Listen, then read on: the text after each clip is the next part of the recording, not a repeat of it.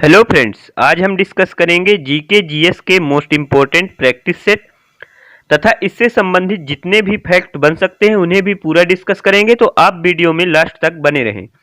आप किसी भी एग्जाम की तैयारी कर रहे हैं, जैसे एमपी पुलिस 2021 की तैयारी कर रहे हैं, RRB, NTPC, MPSI, RRC, group D, SSC की किसी एग्जाम की तैयारी कर रहे हैं तो आपके लिए मोस्ट इम्पोर्टेंट होगा। तो आप वीडियो लास्ट तक देखिए। तो देखते हैं फर्स्ट क्वेश्चन से, बहमनी सल्तनत की राजधानी कौन सी थी? ऑप्शन दिया गया है बीजापुर, गुलबर्ग, कंड, ड्यूर, अवध। तो इसका सही आंसर हो जाता है गुलबर्ग, जो कभी कभी गुलबर्गा लिख के आता है, तो आपको याद रखना है। इसके बाद नेक्स्ट और क्या क्वेश्चन पूछा जाता है, तो जो बीजापुर थी वो किसकी राजधानी थी? तो आपको ध्यान रखना कि बीजापुर आदिल शाही राजवंश की राजधानी थी। तो आदिल शाही से पूछा जाए तो आदिल शाही की राजधानी क्या हो जाएगी? बीजापुर हो जाएगी। तो आप ये याद रखेंगे। एक यहाँ से और क्वेश्चन पूछा जाता है कि कुतुब शाही की राजधानी क्या थी? तो अगर पूछा जाए कुतुब शाही की राजधानी क्या थी तो आप ध्यान रखेंगे गोलकुंडा हो जाएगी। कुतुब शाही की राजधानी क्या हो जाएगी? गोलकुंडा। तो आपको ध्यान रखना है गोलकुंडा हो जाएगी इसकी सही आंसर। इसके बाद देख लेते हैं नेक्स्ट क्वेश्चन। तो नेक्स्ट क्वेश्चन देख लीजिएगा, सरस्वती और खान किसकी सहायक नदियां हैं? तो ऑप्शन दिया गया है नर्मदा, यमुना, चंबल, क्षिप्रा। तो इसका सही आंसर हो जाएगा क्षिप्रा। तो क्षिप्रा नदी की सहायक नदी कौन कौन सी होती है? सरस्वती और खान नदी। इसके बाद अगर पूछा जाता है नर्मदा से क्वेश्चन, तो आपसे नर्मदा से क्या क्या क्वेश्चन पूछा जाता है? तो नर्मदा नदी से क्वेश्चन पूछा जाता है कि इसका उद्गम स्थल कहाँ है? तो आपको ध्यान रखना कि अमरकंटक से निकलती है। तो अमरकंटक के पहाड़ से निकलती है और ये कहाँ पे जाके गिरती है? तो एक खंभात की खाड़ी अरब सागर में जाके गिरती है। तो आपको ध्यान रखना है कि खंभात की खाड़ी अरब सागर में गिरती है नर्मदा नदी।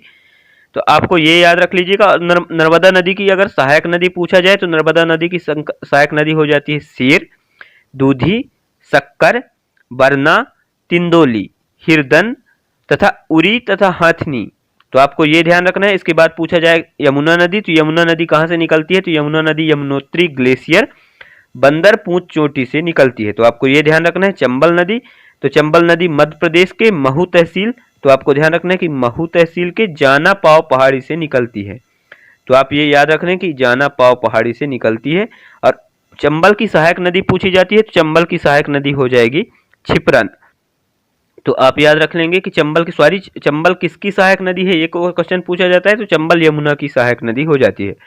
और जो क्षिप्रा नदी की सहायक नदी होती है वो खान होती है। तो आपको ध्यान रखना है। इसके बाद बात कर लेते हैं नेक्स्ट क्वेश्चन। तो नेक्स्ट क्वेश्चन देख लीजिएगा, ताजुल मस्जिद का निर्माण किसके द्वारा शुरू किया गया था? तो ऑप्शन दिया गया है सुल्तान, शाहजहां बेगम, बाबर, हुमायूं, औरंगजेब। तो इसका सही आंसर हो जाएगा सुल्तान शाहजहां बेगम। तो जो ताजुल मस्जिद है वो कहाँ पे स्थित है? तो ताजुल मस्जिद भोपाल में स्थित है। तो आपको याद रखना है कि भोपाल में स्थित हो जाएगी ताजुल मस्जिद, जो कि एशिया की सबसे बड़ी मस्जिद होती है। तो आप याद रख लीजिएगा। इसके बाद पूछा जाता है बाबर से, तो बाबर मुगल साम्राज्य का प्रथम शासक था। तो आपको याद रखना है। जो कि बाबर का मकबरा कभी कभी पूछा जाता है कहाँ स्थित है? तो काबुल में स्थित है। तो आपको ध्यान रखना है कि बाबर का मकबरा हो जाएगा काबुल में। और इसके बाद पूछा जाए कि हुमायूं का मकबरा का निर्माण किसने कराया था? तो हमीदा बानो बेगम ने। तो कौन निर्माण कराया था? हमीदा बानो बेगम ने। तो आपको यह ध्यान रखना है। इसके बाद औरंगजेब को जिंदा पीर के नाम से जाना जाता था, जो कि बहुत ज्यादा क्रूर था। इसके बाद बात करते हैं नेक्स्ट क्वेश्चन, रामकृष्ण मिशन की स्थापना किसने की थी? ऑप्शन दिया गया है रामकृष्ण परमहंस, स्वामी विवेकानंद, राजा राम मोहन राय, श्री अरविंद। तो इसका सही आंसर हो जाएगा स्वामी विवेकानंद। जो कि स्वामी विवेकानंद किसके गुरु थे? तो स्वामी विवेकानंद के गुरु कौन थे? तो रामकृष्ण परमहंस थे। तो इसलिए इनकी मतलब रामकृष्ण मिशन की स्थापना इन्होंने की थी, स्वामी विवेकानंद ने। और राजा राम मोहन राय से पूछा जाए तो राजा राम मोहन राय ने ब्रह्म समाज की स्थापना की थी। तो आपको ये याद रखना है। और एक पूछा जाता है कि महात्मा गांधी के राजनीतिक गुरु कौन थे? तो महात्मा गांधी के राजनीतिक गुरु कौन थे? गोपाल कृष्ण गोखले। तो आपको ध्यान रखना है गोपाल कृष्ण गोखले। ये कई बार पूछा गया है, तो आप ध्यान रख लीजिएगा। इसके बाद बात कर लेते हैं नेक्स्ट क्वेश्चन। तो नेक्स्ट क्वेश्चन देख लीजिएगा, भारत में पर्यावरण सुरक्षा अधिनियम किस वर्ष पारित हुआ था? 1986 में, 1996 में, 2014 में, 2004 में। तो इसका सही आंसर हो जाता है 1986 में। और इसके बाद यहाँ से और क्या क्वेश्चन पूछा जाता है? तो 2014 में कौन सी योजना आई थी? तो 2014 से आप याद रखेंगे कि प्रधानमंत्री जन धन योजना। तो जन धन योजना कब आई थी? तो जन धन योजना आई थी 2014 में। आप ये याद रख लीजिएगा। और 2004 में कौन सी, 2007 में एक क्वेश्चन पूछा जाता है कि 2004 में कौन सी योजना आई थी, तो 2004 में एक नई पेंशन, जो नई पेंशन योजना होती है, पेंशन अपडेट हुआ था, तो आपको ध्यान रखना है, ये पूछा जाता है। और 2014 से पूछा जाए तो आप ध्यान रखेंगे जनधन योजना। और मुख्यमंत्री लाडली लक्ष्मी योजना जो कि मध्य प्रदेश की योजना होती है, जो कि कब आई थी, तो 2007 में। तो आप ध्यान रखेंगे कि 2007 में लाडली लक्ष्मी योजना। और मुख्यमंत्री कन्यादान योजना पूछे तो 2006 में। तो आपको ध्यान रखना है, अभी आपको सन से पूछा जाता है। अंत्योदय उपचार योजना 2004 में, ये भी ध्यान रखेंगे। इसके बाद राजीव गांधी प्राथमिक शिक्षा मिशन 1994 में। तो आप ये 2-3 क्वेश्चन मध्य प्रदेश की योजना एक बार देख लीजिएगा। आप जिस भी स्टेट से बिलोंग करते हैं वहाँ की योजनाएं पूछी जाती है, और केंद्र की भी योजनाएं, तो आप देख लीजिएगा पूरा। जुलाई 2017 को किसके स्मारक का नरेंद्र मोदी ने उद्घाटन किया था? तो जुलाई 2000 के, इसका सही आंसर हो जाएगा एपीजे अब्दुल कलाम। तो एपीजे अब्दुल कलाम के स्मारक का नरेंद्र मोदी ने निर्माण किया था, तो आपको ध्यान रखना है। इसके बाद बात कर लेते हैं नेक्स्ट क्वेश्चन। तो नेक्स्ट क्वेश्चन देख लीजिएगा। भारत में सुपर कंप्यूटर का विकास करने वाला प्रथम संगठन कौन था? सीडेक, इन्फोसिस, विप्रो, टीसीएस। तो इसका सही आंसर हो जाता है सीडेक। जो सीडेक संस्था थी वो किसकी स्थापना की थी? तो भारत के सुपर कंप्यूटर की। और अभी भारत का सुपर कंप्यूटर कौन सा है? परम 8000। तो आपको ध्यान रखना है कि परम 8000, जो कि बार बार पूछा जाता है, तो आपको ये याद रख लेना है। इसके बाद बात कर लेते हैं नेक्स्ट क्वेश्चन। भारत में निम्न में से कौन सा राज्य प्रातः में सर्वप्रथम सूर्य की किरणें प्राप्त करता है? तो ऑप्शन दिए गए त्रिपुरा, अरुणाचल प्रदेश, सिक्किम, मेघालय। तो इसका सही आंसर हो जाएगा अरुणाचल प्रदेश। तो आपको ध्यान रखना है अरुणाचल प्रदेश क्यों करता है? तो अरुणाचल प्रदेश जो है भारत में सबसे पूर्व में स्थित है, तो आपको ध्यान रखना है कि सबसे पूर्व में अरुणाचल प्रदेश स्थित है, इसलिए करता है। अरुणाचल प्रदेश की राजधानी पूछी जाती है, तो अरुणाचल प्रदेश की राजधानी हो जाती है ईटानगर। तो आपको ध्यान रखना है कि ईटानगर हो जाएगी अरुणाचल प्रदेश की राजधानी। इसके बाद अगर क्वेश्चन पूछा जाए कि त्रिपुरा की राजधानी क्या हो जाएगी? त्रिपुरा की राजधानी आपको याद रखना है कि अगरतला हो जाएगी। तो ये आप याद रख लीजिएगा, अगरतला। इसके बाद सिक्किम की राजधानी पूछी जाए तो सिक्किम की राजधानी हो जाती है गंगटोक। और अगर पूछा जाए कि मेघालय की राजधानी हो जाती है तो मेघालय की राजधानी हो जाएगी शिलांग। तो आप इतना क्वेश्चन याद रखेंगे यहाँ से। इसके बाद बात कर लेते हैं नेक्स्ट क्वेश्चन। नई जीएसटी अधिनियम के अनुसार अधिकतम कर स्लैब क्या है? 26%, 28%, 35%, 30%। तो इसका सही आंसर हो जाता है 28%। तो आपको ध्यान रखना है। और जीएसटी की शुरुआत कब हुई थी? तो ये क्वेश्चन एक मोस्ट इंपॉर्टेंट होता है, जो कि नरेंद्र मोदी के टाइम में हुई थी। उस समय प्रधानमंत्री पूछा जाए तो नरेंद्र मोदी जी थे। और 1 जुलाई 2017 को, तो 1 जुलाई 2017 को जीएसटी की शुरुआत हुई थी। और भारत की जीएसटी कौन से मॉडल पर आधारित है? तो कनाडा के मॉडल पर आधारित है। तो आपको ध्यान रखना है कि किस देश से लिया गया है? कनाडा से लिया गया है, ये पूछा जाता है। इसके बाद जीएसटी के अध्यक्ष पूछे जाए तो जीएसटी के अध्यक्ष कौन होते हैं? तो अध्यक्ष हो जाते हैं भारत के जो वित्त मंत्री होते हैं, मतलब उस समय जो वित्त मंत्री होंगे वो जीएसटी के अध्यक्ष होंगे। जैसे अभी वित्त मंत्री कौन है? तो निर्मला सीतारमण है। इसके बाद बात कर लेते हैं नेक्स्ट क्वेश्चन। तो नेक्स्ट क्वेश्चन देख लीजिएगा। भारतीय वायुसेना के सुखोई 30 लड़ाकू विमानों को मूलतः किसने रूपांकित और विकसित किया है? तो जो सुखोई 30 विमान है उसको कौन रूपांकित किया है? कौन सा देश है? जापान, रूस, चीन, फ्रांस। तो इसका सही आंसर हो जाता है रूस। तो आपको ध्यान रखना है कि रूस हो जाएगा इसका सही आंसर। इसके बाद एक और क्वेश्चन पूछा जाता है आपसे विमान से, तो अभी बहुत ज्यादा चर्चा में है राफेल विमान। तो आप ध्यान रखेंगे कि राफेल विमान जो कि कहां से लाया जा रहा है? तो फ्रांस से। तो आपको यही क्वेश्चन आपसे पूछा जाएगा, तो आप याद रख लीजिएगा। इसके बाद अगर पूछा जाए फ्रांस की कैपिटल पूछी जाती है, जो कि कैपिटल बार बार पूछी जाती है, तो फ्रांस की कैपिटल हो जाती है पेरिस। तो आपको ध्यान रखना है कि पेरिस हो जाएगी। और चाइना की कैपिटल पूछी जाए चीन की, तो चीन की कैपिटल हो जाती है बीजिंग। तो आप याद रख लीजिएगा बीजिंग राजधानी हो जाएगी चाइना की। और जापान की पूछी जाए तो जापान की हो जाएगी टोक्यो। तो आप ध्यान रखेंगे कि टोक्यो हो जाएगी, जो कि अभी जापान के नए प्राइम मिनिस्टर बने हैं, तो योशिहिदे सुगा। इसके बाद देख लीजिएगा नेक्स्ट क्वेश्चन। और रूस की कैपिटल की बात करें तो रूस की कैपिटल आप कमेंट बॉक्स में मैसेज करके बताएंगे।